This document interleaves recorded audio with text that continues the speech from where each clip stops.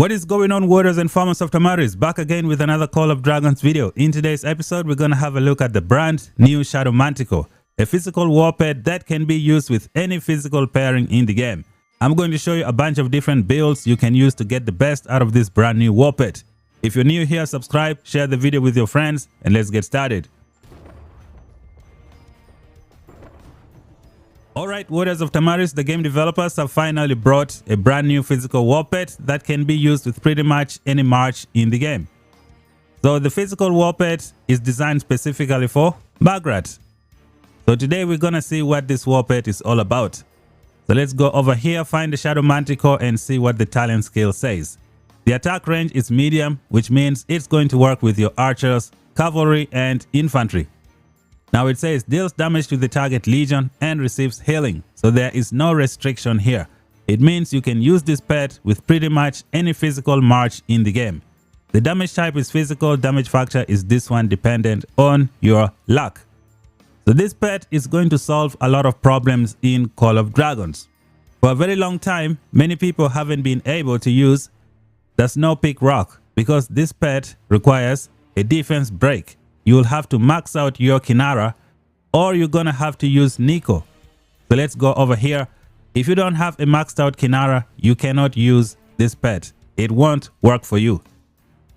And also with Nico, Nico has a defense break here, but this pet, the Snow Peak Rock, is gonna require some chance to trigger. You might not even be able to trigger it with your Nico. So as of right now, this pet is going to solve a lot of problems in the game, and today I'm going to show you guys a bunch of different builds. Now before we get started, let's talk about this guy you see right here. The Sun Lizard is an excellent pet for MAGGRAT and Zeta. I think right now people should keep on using their Sun Lizard until you can get your hands on the end of season skill for MAGGRAT. So let's go over here. We hit this icon and then you have this skill. This skill is designed specifically for MAGGRAT. It's going to take your MAGGRAT to the next level if you use it on the Shadow Manticore. I think if you use it on cavalry, it's going to be good as well. You have Bakshi, who has the potential to heal every now and then.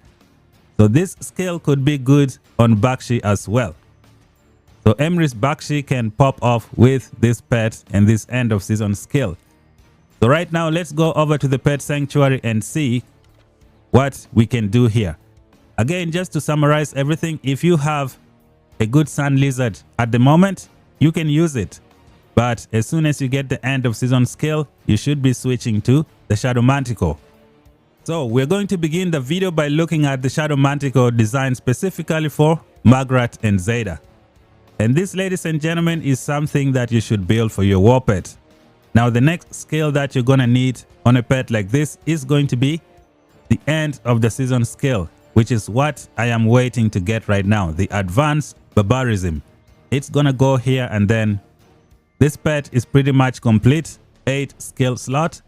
I think this is probably the best build for this pet right now because you have 2 crit rates that are going to crit the end of season skill and the barbarism as well.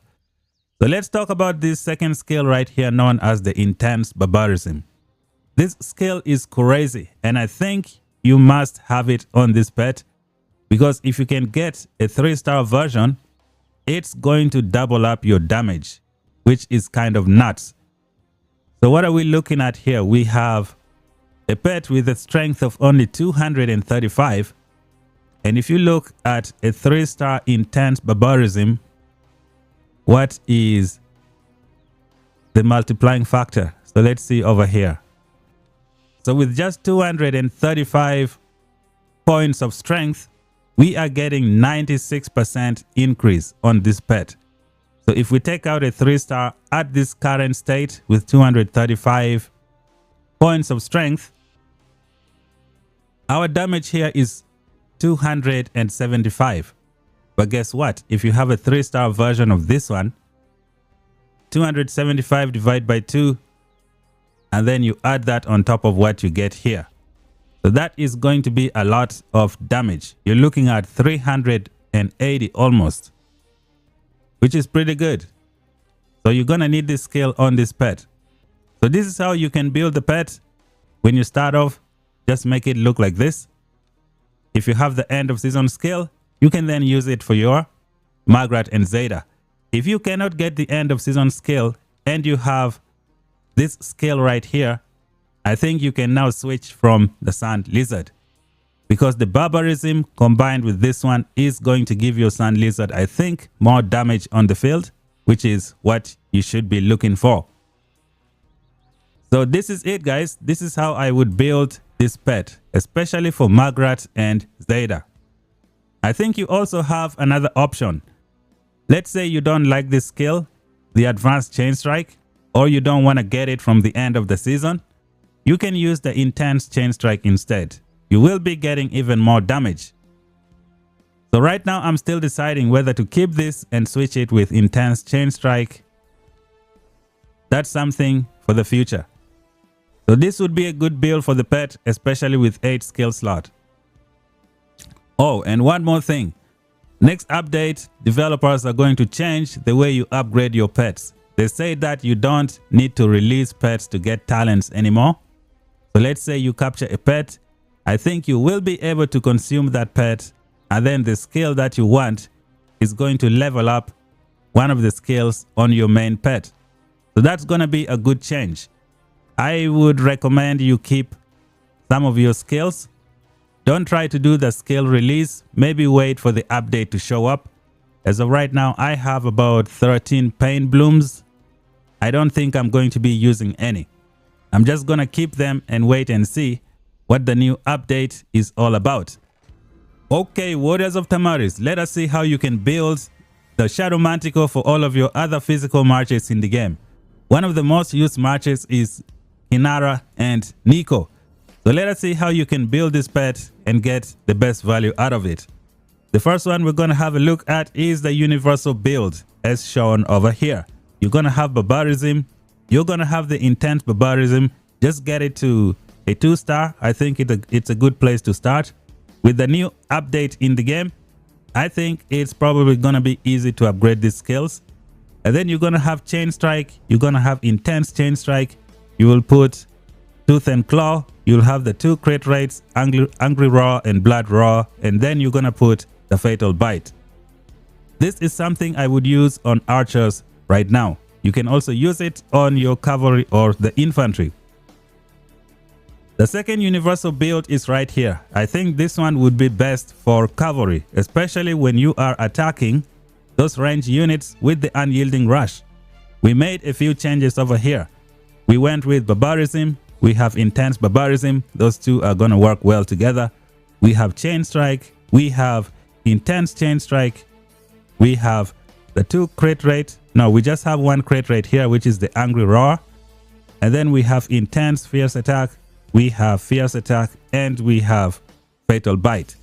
This would be a very good build for a cavalry in the game. And which cavalry can take advantage of this build? I think all of them.